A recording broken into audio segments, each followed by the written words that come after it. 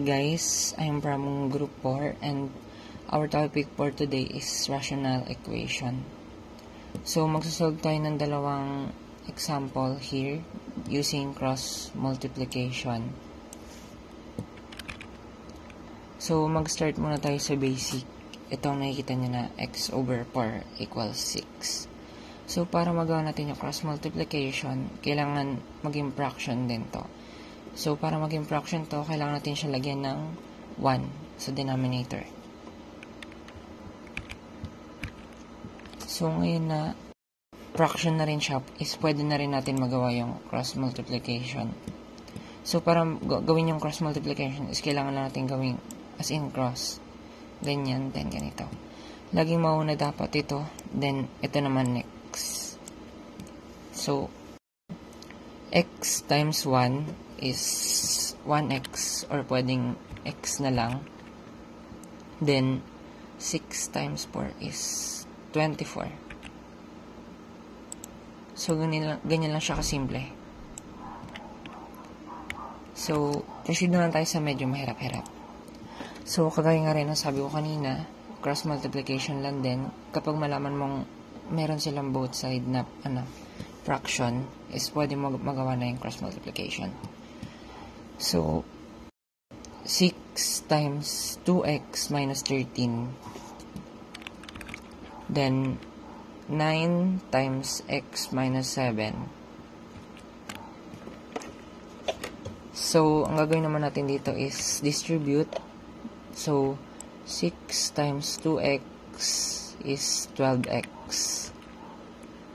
Then, 6 times negative 13 is negative 78 dahil negative in 13. Kaya naging negative 78. Then, dito naman tayo sa kabila. 9 times x is equal to 9x. Then, dito naman sa isa, 9 times negative 7 is negative 63. So, dapat dito sa left side, ang gagawin naman natin dito is transpose. Dito dapat sa left side ang may variable na x. Then, dito naman sa kabila is yung mga constant terms.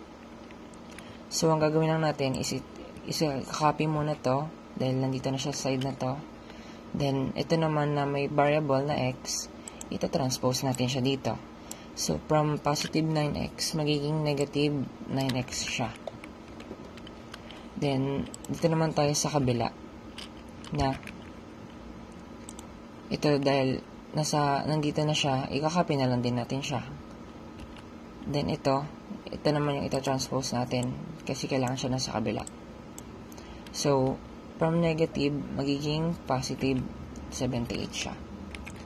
So, proceed na tayo. 12x minus 9x is 3x. Then, negative 63 plus 78 is 15. So, ang gagawin naman natin dito next is kailangan natin sila ma-divide sa 3. So, to do this is you need to cancel out this. Then, 15 divided by 3 is 5. So, ito guys, hindi pa ito yung mismong answer. I mean, ito naman yung mismong answer, pero we need to double check it para malaman na kung ito na talaga yung tamang answer. So, para ma-double check, ang gagawin na lang natin dito is yung 5, which is yung x, is i-distribute natin siya dito sa may original equation.